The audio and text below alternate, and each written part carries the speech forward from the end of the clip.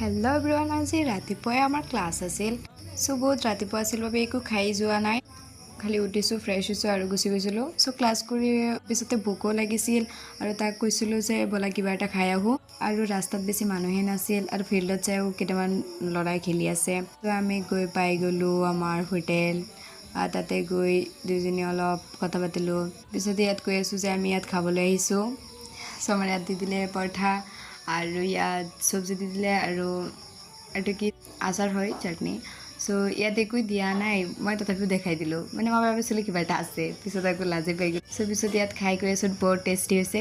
আৰু ইয়াত মই এইটো কি কৰিলোঁ মই নিজেই নাজানো, তাক কৈছোঁ এইটো কি কৰিলোঁ। পিছত আকৌ হাঁহিয়ে আছোঁ, অলপ ফানি টাইপৰ হৈ গ'ল। চ' এইখিনি আমি খাই দিলোঁ আৰু সি মোৰ আগতে খাই দিছিল, এইটোৱে দেখাইছিলোঁ, মানে সি বেছি খাই বুলি কৈছিলোঁ।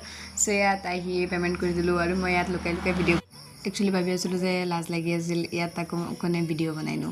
চ' পিছত আহি গ'লোঁ, তাই হেডফোন কিনিব বুলি কৈছিল। চ' আহি ইয়াত কিনি ল'লে আৰু মই এইকেইটা বস্তু দেখাইছিলোঁ যে এইকেইটা আমাৰ ল'ব লাগিছিল। পিছতে আমি আকৌ কথা পাতি পাতি আহি গ'লোঁ আৰু তাইক ইয়াত বাই কৰি দিলোঁ। বাইক গৈ আকৌ ক'লোঁ যে আহি যোৱা আকৌ। চ' আজিলৈ মানে বাই।